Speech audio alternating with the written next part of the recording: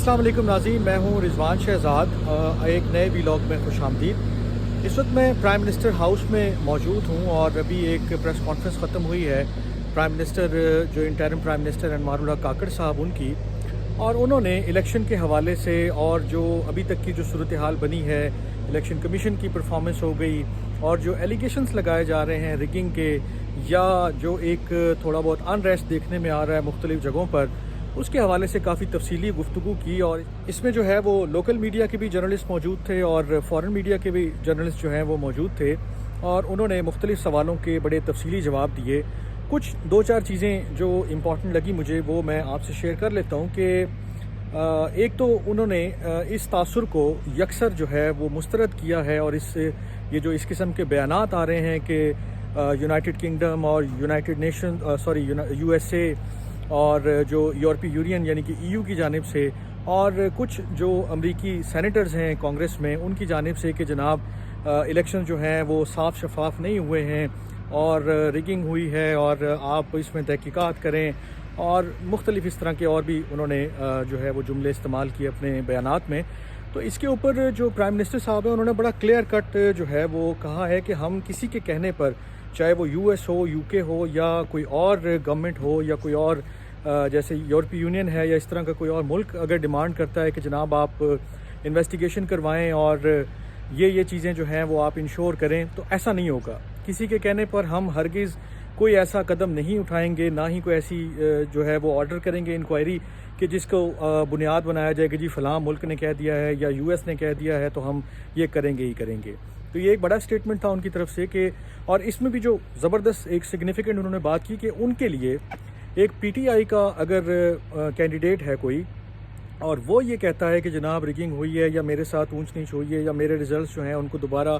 Inquire करवाया जाए या उसके अंदर इंक्वायरी ऑर्डर की जाए, उन्होंने कहा कि मेरे लिए वो उससे ज़्यादा इंपॉर्टेंट है। यानी कि जो US UK EU ने कहा है उससे कहीं ज़्यादा मेरे लिए वो इंपॉर्टेंट है कि जो बंदा एक PTI का कैंडिडेट अगर मुझे कहे या कोई और फॉर इंस्टेंस कैंडिडेट कहे इलेक्शन का कि जनाब ये जो है वो नताइज ठीक नहीं है या मुझे इसके ऊपर एतराज़ है, तो मैं उसकी जो है वो बात को ज़्यादा अहमियत दूंगा, उसकी बात को ज़्यादा सुनूंगा।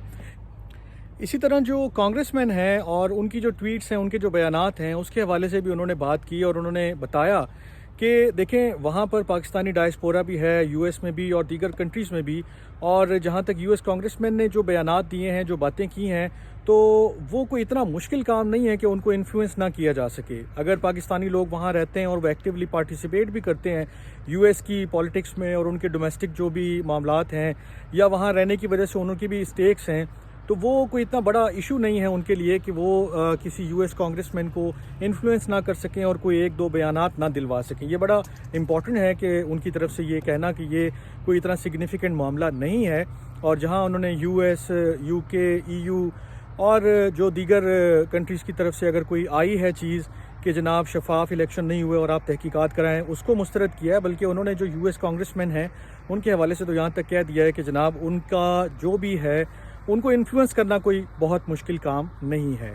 नफ़रत की सियासत के हवाले से उन्होंने काफ़ी पॉजिटिव चीज़ें कही हैं और उन्होंने काफ़ी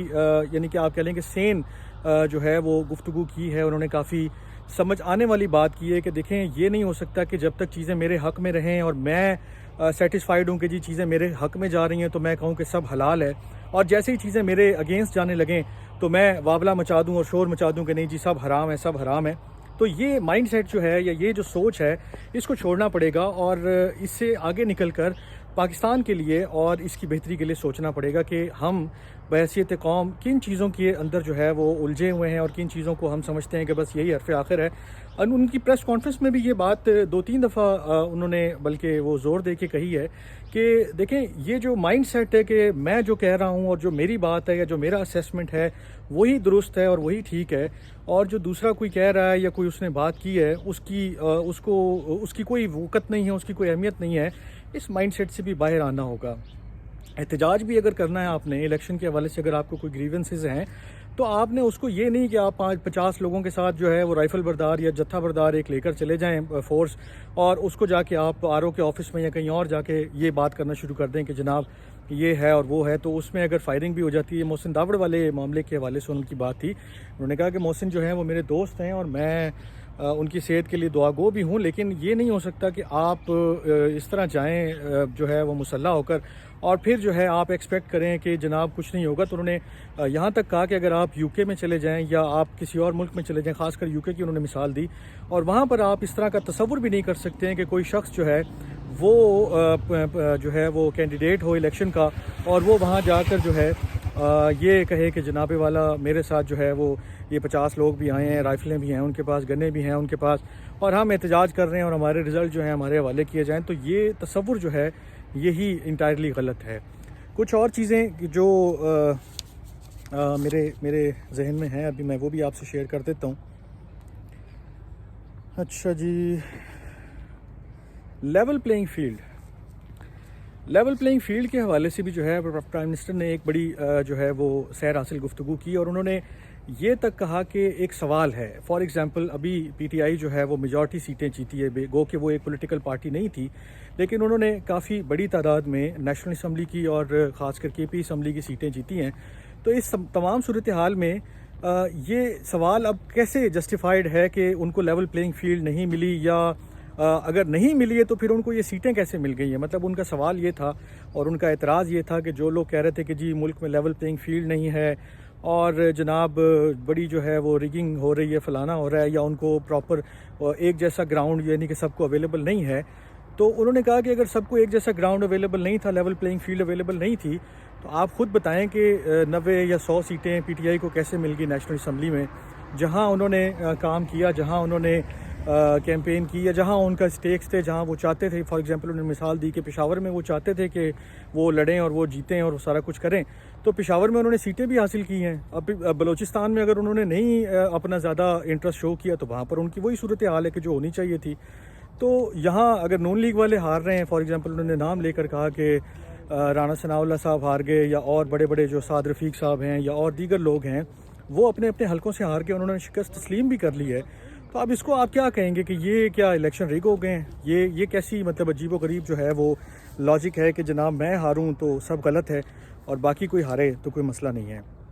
یہ جو سازشی مفروضے انہوں نے کہا، ایک لفظ استعمال کیا کہ ایک ٹرم استعمال کی، اور انہوں نے کہا کہ بہت ساری ایسی چیزیں ہیں کہ جو میرے حوالے سے بھی ماضی میں آتی رہیں. آئیفل ٹاور پہ جی $500 کا یا 500 یورو کا کھانا کھا گیا. انہوں نے کہا کہ آئیفل ٹاور پہ کسی نے یہ بھی تحقیق کرنے کی کوشش نہیں کی ہے کہ وہاں پر تو کوئی ہوٹل ہی نہیں ہے، وہاں پر تو کوئی ریسٹورنٹ ہی نہیں ہے. تو اس طرح کی بے شمار چیزیں جو ہیں وہ آ جاتی ہیں، اور وہ یہی کہتے ہیں کہ یہ رویہ جو ہے وہ درست نہیں ہے کہ جب کسی کے خلاف کوئی چیز آئے تو اسے بالکل ایسے ہی مان لیا جائے کہ یہی حرف آخر ہے،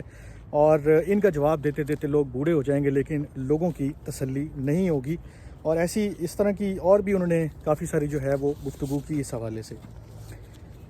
ایک انٹرسٹنگ جو ہے وہ مومنٹ تھا پریس کانفرنس کے درمیان کہ جب ایک صحافی کو انہوں نے سوال دیا، اور اس صحافی کا سوال سننے کے بعد انہوں نے کہا کہ میں بہت مایوس ہوا ہوں کہ آپ کو میں نے سوال کا موقع دیا، اور میں اس کے اوپر زیادہ کامنٹ بھی نہیں کرتا ہوں کہ کیا ہے. آئی ایم ایف کے حوالے سے انہوں نے کہا کہ وہ آئندہ گورنمنٹ آئے گی تو وہ کچھ کریں گے. اور ایک امپورٹنٹ چیز انہوں نے کہی کہ دیکھیں اب وہ longest serving interim prime minister رہے ہیں اس کنٹری کے، لیکن اس کے باوجود انہوں نے کہا کہ جب نئی پارلیمنٹ آئے گی تو ان کو ہی سوچنا ہے کہ آئی ایم ایف کے ساتھ کیا کرنا ہے، اور ساتھ انہیں یہ بھی سوچنا چاہیے ای وی ایم کے حوالے سے کیا سٹیپس لینے چاہیے، کیونکہ ای وی ایم کافی حد تک آپ کو مددگار ثابت ہو سکتا ہے بہت ساری چیزیں حل کرنے میں، طے کرنے میں، اور آسانی سے وہ مطلوبہ نتائج حاصل کیے جا سکتے ہیں کہ جو ان ایلیگیشن سے بھی بچا جا سکتا ہے اور کام آگے بڑھایا جا سکتا ہے. ساتھ ہی انہوں نے کہا کہ انٹرم گورنمنٹ کے حوالے سے بھی فیوچر پارلیمنٹ سوچے کہ کیا اس کی ضرورت ہے یا نہیں ہے. اب اپنی حکومت لینے کے بعد اور کرنے کے بعد 6 مہینے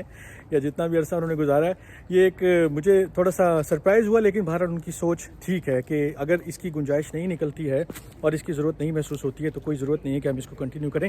لاسٹ بٹ ناٹ لیسٹ، میں اور ساری چیزوں کو چھوڑ رہا ہوں، لیکن ای سی پی کے حوالے سے انہوں نے ایک بڑا امپورٹنٹ جو ہے وہ جملہ کہا، اور انہوں نے یہ کہا کہ جب ان سے پوچھا گیا کہ آپ کیوں ای سی پی کا دفاع کر رہے ہیں، تو انہوں نے کہا کہ دیکھیں ای سی پی جو ہے وہ گورنمنٹ کی ہی ایک